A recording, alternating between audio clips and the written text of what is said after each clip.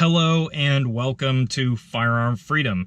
This is going to be the first video in a brand new series that I am calling Freedom Talks. In this series, we're going to be talking about different things that apply to the Second Amendment, whether that be politically, different states, different laws that get passed.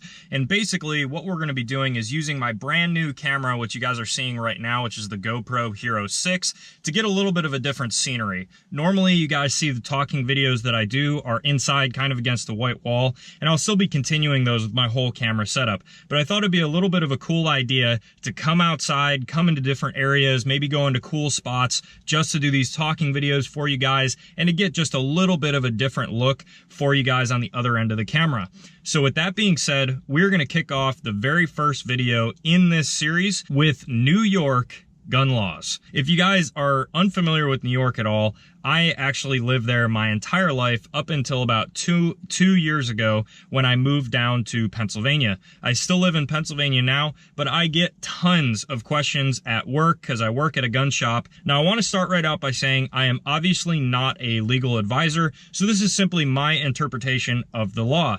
New York firearms law is notoriously difficult to understand on what you can do and what you cannot do, and it's consistently changing, and by changing I mean getting worse. In 2013, New York enacted the SAFE Act, and the SAFE Act was basically just a act which really limited your Second Amendment rights if you lived in New York. In fact, overnight, about half the state, if they didn't comply with the law, became felons. So they have done a couple things with that, and this also will apply to a lot of you guys going through New York. If I am a resident out of state of New York, and say I'm traveling to a state past New York and I'm going through it, can I bring my handgun through the state, my concealed carry handgun? Because everybody knows that federally you have safe passage laws, which should grant you the ability to travel through a state within a given 24 or 48 hours with your handgun, as long as it's in the proper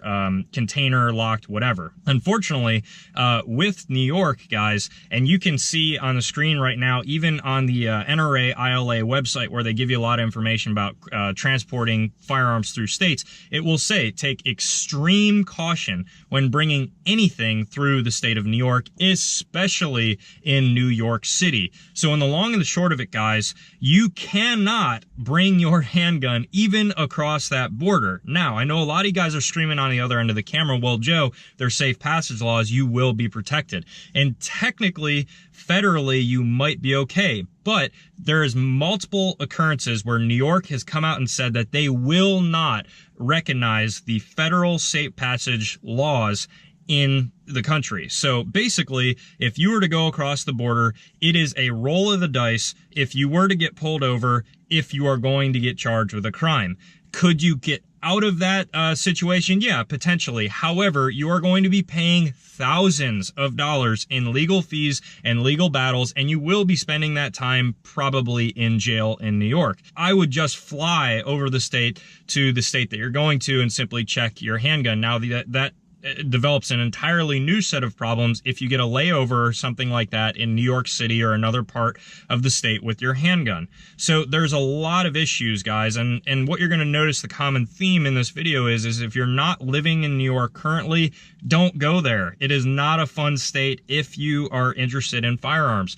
I have to go back to New York State occasionally to visit my family, and to be honest with you guys, I cannot take anything that I own at this point, even for home defense, when I am up there, because it is just too much of a gray area. Now let's talk about New York's magazine ban. So they are only limited to 10-round magazines.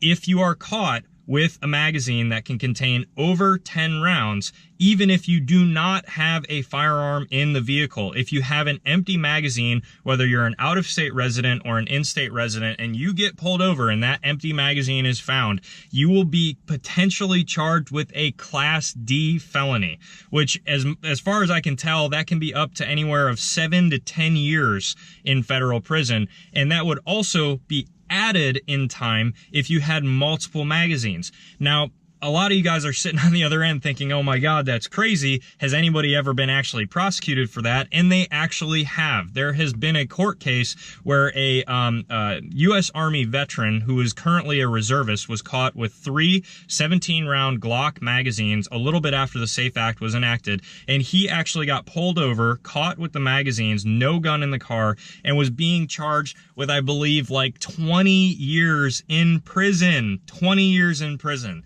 So if you are an out-of-state resident and you are going through on vacation or something like that, or you're going on vacation in New York City and you don't check your car and you were at the range or whatever in PA and you had some magazines in the car, you could be potentially looking at life in prison if you were to get pulled over. That is how serious this is. And a lot of people don't realize that. A lot of people think that whatever's legal in PA, they can just bring on over and they're granted safe passage because they're not a resident of the state. And this is why I'm making this video. It is extraordinarily dangerous to be doing this. New York also, obviously with the SAFE Act, has an assault weapons ban, basically. And pretty much anything, to give you a brief overview of it, a shotgun with a detachable magazine is absolutely not allowed. That would be considered an assault weapon. Anything that has a pistol grip and a detachable magazine will be limited to a certain amount of features. If it has another feature on top of those two, you now have an assault rifle. And that has to actually be registered in the state of New York, or you have to turn it in to the police.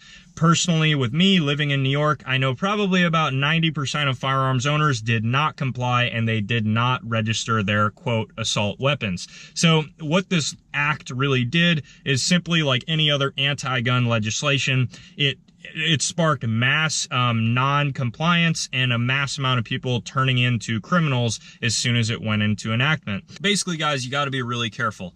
Now, on top of that, in other parts of New York, there has been a lot of talk, a lot of questions that I get from people in New York that say, you know, originally when the law came out, it was said that you could only have 7-round magazines. That got amended and said that you could have now 10-round magazines. However, if you are in a self-defense situation, or if you are loading it for home defense or anything else but a range or competition, you actually have to load that magazine to 7 rounds. And a lot of people were arguing with me on this, and a lot of people said that that got amended. You're seeing on the screen right now on the SAFE Act's website, and there is nowhere on there that says that that has gotten amended and you can now load the full 10-round capacity. My understanding is that would also be included 1 round in the chamber and then 6 rounds in the magazine, totaling 7 is what I would play on the safe side. On top of that, shotguns are even further limited. So I was actually looking on potentially bringing a pump action shotgun with me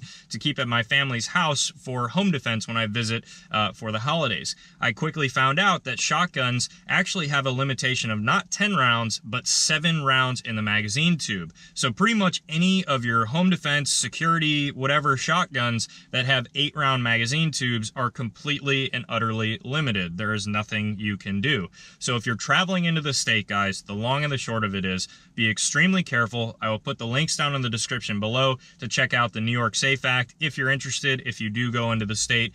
But as like I said, I would recommend to simply never go in the state unless you absolutely have to. It is just not a good idea. You will be prosecuted, potentially. So this may change in the future, depending on how HR 38, national reciprocity, whatever, how that changes. I'm going to wrap it up now to this brand new series of Freedom Talks. I think this is going to be a really cool series, and I hope you guys enjoy. Be sure to hit that subscribe button and hit that bell so you don't miss out on any of the awesome content, and hit those links down in the description. It'll bring you to my Facebook and Instagram account. On my Instagram account, I still do daily posts, so it'll allow you guys to see just a little bit of my life aside from the YouTube channel and open up just more contact that you can get with me. Thank you guys so much for watching, and stay tuned for more great videos to come soon.